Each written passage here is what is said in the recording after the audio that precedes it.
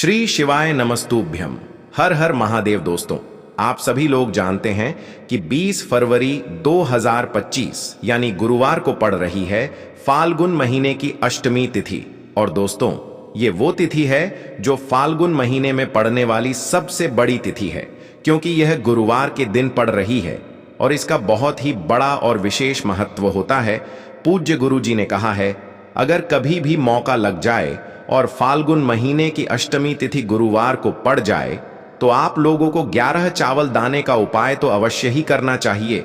इन दोनों का संयोग बहुत ही कम आता है। और दोस्तों, पूज्य गुरु जी ने अपनी शिव महापुराण की कथा में बताया है, इस दिन आपको 11 चावल दाने वाला उपाय तो अवश्य ही करना चाहिए, क्योंकि ऐसा दिन पूरे साल में सिर्फ एक ही बार आता है। और दोस्तों, आप सभी लोग जानते हो कि गुरुवार का अगर सबसे बड़ा कोई उपाय है तो वो 11 चावल के दाने वाला उपाय है।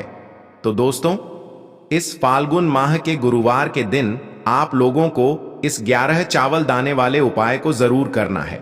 बहुत सारे लोग होंगे जिन लोगों ने इस उपाय को न किया हो, मतलब पूरा साल निकल गया और उन्होंने किसी भी दिन इस 11 चावल दाने वाले उपाय को न किया हो। पर दोस्तों, आपके पास एक आखिरी मौका बचा हुआ है, जो कि 20 फरवरी के दिन है। तो इस दिन आप लोगों को इस वाले उपाय को जरूर कर लेना है। भले ही आपने पूरे साल भर इस उपाय को ना किया हो, पर अगर आपने इस फाल्गुन महीने के गुरुवार अष्टमी के दिन अगर इस वाले उपाय को कर लिया तो आपको इस उपाय को करने का वो फल मिलेगा जिसकी आपने कभी कल्पना भी नहीं करी होगी। इसीलिए आप लोग इस वाले उपाय को एक बार जरूर कर लेना, ताकि आप लोगों के हाथ से यह मौका ना जा सके और आपको इस उपाय को करने का फल मिल सके। दोस्तों, यह उपाय पंडित जी ने अपनी अभी की ही शिव महापुराण की कथा में बताया है।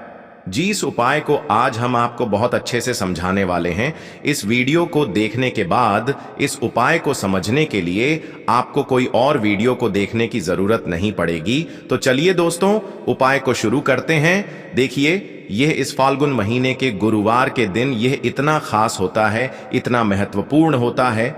देखा गया है कभी कभी बड़े बड़े पूजा पाठ अनुष्ठान से जो मनोकामना पूर्ण नहीं होते, वो इस फाल्गुन महीने के दिन एक छोटे से उपाय करने से ही आपकी मनोकामना पूर्ण हो जाती है। और बहुत सारे लोगों ने इस उपाय को किया भी है और उनको इस उपाय को करने का फल भी जरूर मिला है। अगर आप लोग भी इस उपाय को करना चाहते हैं तो आप इस उपाय को पहले अच्छे से समझ लेना, सुन लेना, उसके बाद करना। आपको इस उपाय का फल जरूर मिलेगा।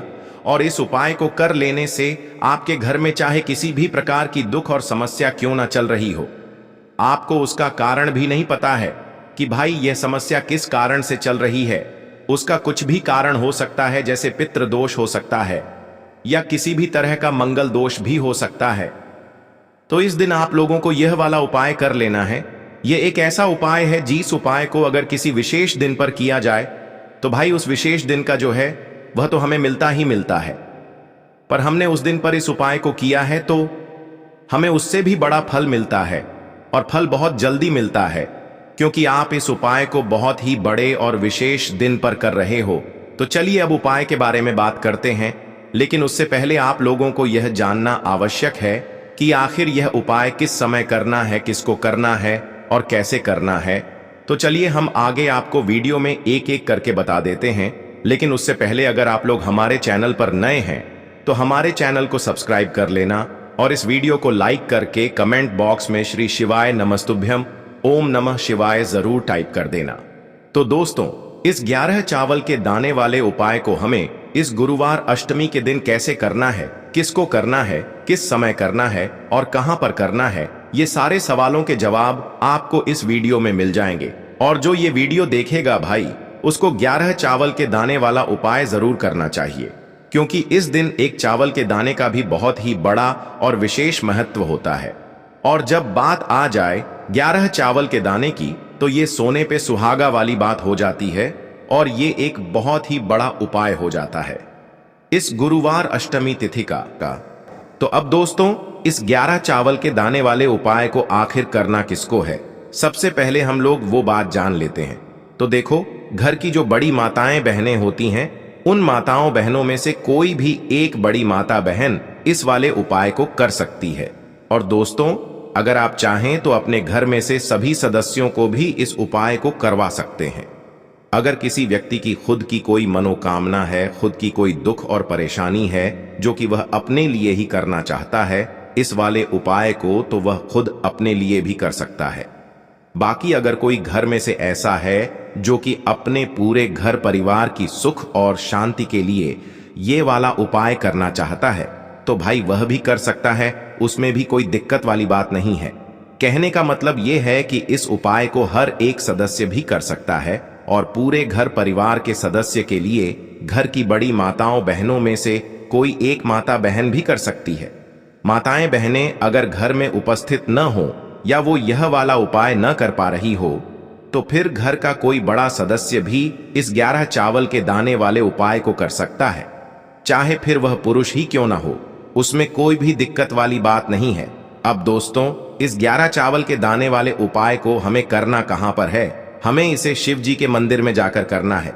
बहुत सारे लोग प्रश्न करते हैं हर एक उपाय को करते समय क्या हम इस उपाय को घर पर कर सकते हैं? तो इस वाले उपाय को आप घर पर नहीं कर सकते हो। इस वाले उपाय को करने के लिए आपको शिव जी के मंदिर ही जाना पड़ेगा।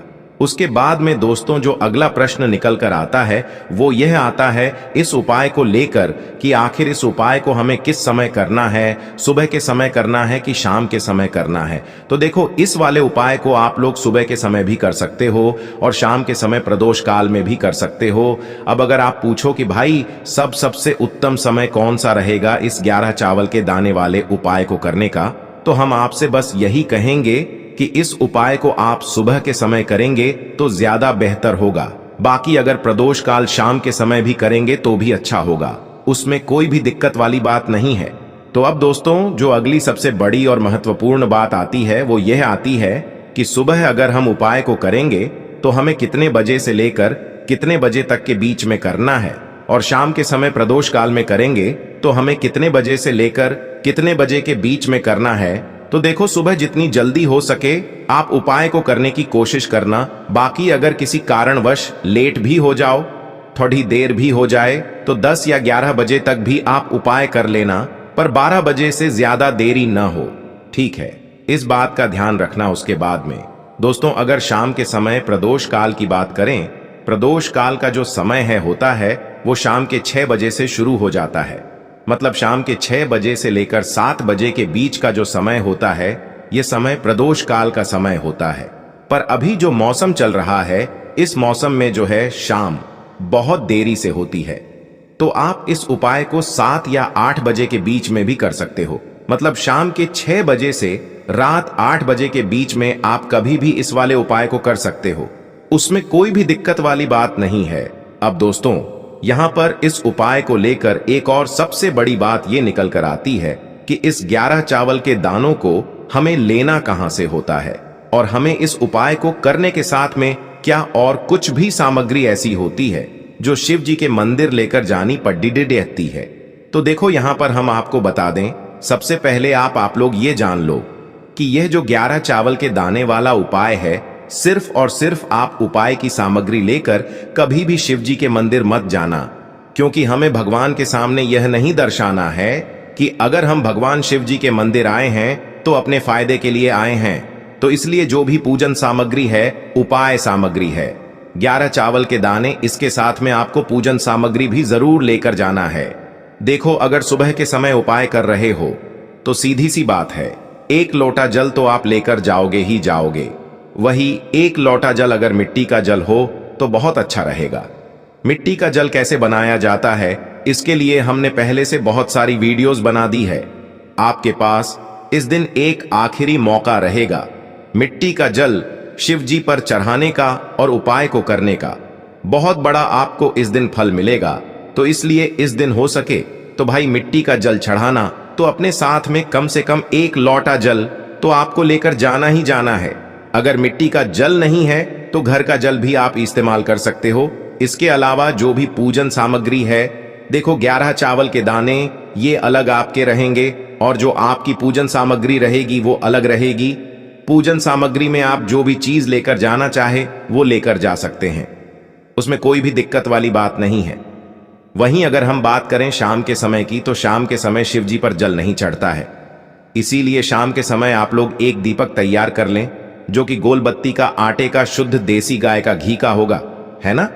इस बात का आप लोगों को ध्यान रखना है और इस दीपक को आपको घर से जलाकर नहीं लेकर जाना है, भगवान शिव जी के मंदिर में जाकर ही जलाना है।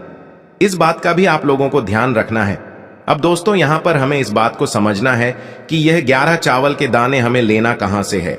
क्या हमें दुकान से लेकर आना है या हमें अपने घर से लेना है या कहां से लेकर आना है और कौन से चावल लेना है, क्योंकि चावल भी बहुत प्रकार के होते हैं। तो देखो इन सभी सवालों के जवाब आप लोग एक बात में सुन लो कि भाई ये जो उपाय है, इस उपाय में आपको ये नहीं देखना है कि भाई कौन से चावल है कौन से चावल नहीं है। बस जो भी चावल ले रहे हो वो चावल का दाना सबूत होना चाहिए, मतलब साबुत होना चाहिए, टूटा हुआ नहीं होना चाहिए, कटा पिटा नहीं होना चाहिए। ये बात आपको ध्यान रखना है। बाकी आपका चावल बासमती हो या सादा चावल हो या कोई सा भी चावल हो, उसमें कोई भी दिक्कत वाली बात नहीं है। तो सीधी सी बात है कि आपके घर के रसोई घर में जहां पर आप भोजन बनाते हो, वहां पर जो भी चावल आपके उपस्थित हो, उन चावलों में से अपनी एक कटोरी भर लेना या एक मुट्ठी चावल अलग से निकाल कर रख लेना, क्योंकि हम 11 चावल ही यहाँ पर इस उपाय में लेने वाले हैं। तो हमें यह चावल के दाने गिनकर निकालने पर डढ़ेंगे। इस बात का आप लोगों को ध्यान रखना है। तो अपने उस चावल की कटोरी में से या चावल में से 11 ऐसे चावल के दाने आप लोग निकाल लो जो कि टूटे हुए ना हो, कटे पिटे ना हो, जिनमें कोई दाग ना लगा हुआ हो, है ना। अच्छे साबुत चावल के दाने 11 दाने आप लोग निकाल कर रख लो और इन्हें किसी भी एक कागज की पुड़िया में या किसी एक छोटी सी कटोरी में आप लोग रख लो, ताकि यह सुरक्षित रहे। आपके एक भी चावल का दाना इधर उधर ना हो और आपका उपाय भी पूरा अच्छे से हो जाए। तो भाई जैसे ही आपका उपाय की जो सामग्री है, 11 चावल के दाने ये तैयार हो जाते हैं, उसके बाद मैं आपको जो भी अपनी पूजन सामग्री है सुबह के समय कर रहे हो, तो एक लोटा जल या पूजन सामग्री जो लेकर जाना चाहो उसकी भी तैयारी कर लेना। और शाम के समय जा रहे हो तो भाई अपना जो दीपक है उसे तैयार कर लेना, ठीक है। और उपाय को करते समय शुद्धता का विशेष रूप से ध्यान रखना, ठीक है। सुबह सुबह स्नान करने के बाद ही उपाय को करने की आप लोग तैयारी करना। उसके बाद अगर शाम के समय की बात करें तो शाम के समय आपको स्नान करने की जरूरत नहीं है, पर शुद्धता का ध्यान रखना है।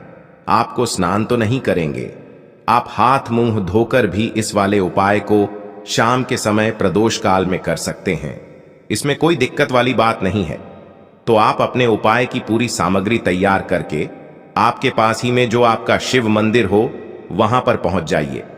सबसे पहले शिव मंदिर में जाकर आप लोगों को उपाय नहीं करना है, पहले भगवान के दर्शन करना है, भगवान से आशीर्वाद प्राप्त करना है, फिर शिव जी की शिवलिंग के पास में आना है। शिवलिंग के पास में आने के बाद आप जो पूजन सामग्री लेकर आए हुए हैं, जैसे कि सुबह गए हुए होंगे तो एक लोटा जल और जो भी पूजन सामग्री लेकर आए हैं आप उनसे भगवान शिव जी की पूजन कीजिए। सबसे पहले तो एक लोटा जल ही चढ़ेगा, उसके बाद में आपकी पूजन सामग्री चढ़ेगी। उसके बाद में अगर दोस्तों शाम के समय अगर आप इस उपाय को कर रहे हो तो अपने साथ में कम से कम एक जो दीपक है गोल बाती का जो आप अपने साथ में लेकर गए हो, उस दीपक को मंदिर में जाकर अपनी माचिस से जलाना है और उस दीपक को शिवलिंग के पास में रखना है, ठीक है। इस दीपक को रखने के बाद ही आप लोगों को अपना ये वाला उपाय शुरू करना है। और दीपक को ज्यादा पास में मत रखना, वैसे भी गर्मी पड़ रही है, भगवान शिव जी को आंच नहीं लगनी चाहिए, है ना।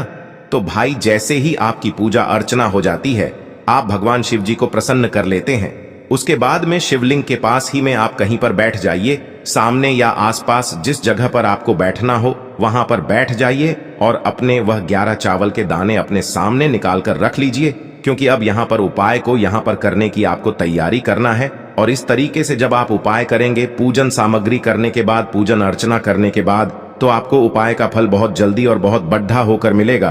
तो अपने 11 चावल के दाने अपने सामने निकाल कर रख लेना। और यह जो उपाय है यह आपकी सीधे हाथ की हथेली से होगा, इसलिए इस बात का भी विशेष रूप से ध्यान रखना है। तो सीधे हाथ की हथेली का प्रयोग करके ही आप लोग अपना इस वाले उपाय को करना। अपने सामने जो भी आपकी कागज की पुड्डियां है उसको खोल कर रख लो, या कटोरी है तो भाई उसे अपने सामने रख लो और अपने वह 11 चावल के दाने निकाल लो, ठीक है। उसके बाद में दोस्तों अब आपको क्या करना है कि शिवलिंग आपके सामने होगी, तो आपने वह 11 चावल के दाने एक एक करके आपको शिव जी के शिवलिंग के ऊपर चढ़ाना है। कहां पर चढ़ाना है? शिवलिंग के ऊपर चढ़ाना है और कहीं पर भी नहीं चढ़ाना है। आपको अपने हथेली से तो शिवलिंग के ऊपर चढ़ना है, भले ही फिर वो अपने आप जलाधारी पर गिर जाए या मतलब वहीं पर गिर जाए, उसमें कोई दिक्कत वाली बात नहीं है, पर आप चढ़ाओ शिवलिंग के ऊपर ही। तो आपको क्या करना है, अपना पहला चावल का दाना उठाना है, श्री शिवाय नमस्तुभ्यम बोलना है और शिवलिंग पर चढ़ा देना है। इसी तरीके से दूसरा चावल का दाना उठा है, शिवलिंग पर चढ़ाना है और मंत्र बोल देना है। और फिर तीसरा चावल का दाना उठाना है, श्री शिवाय नमस्तुभ्यम बोलना है और चढ़ा देना है।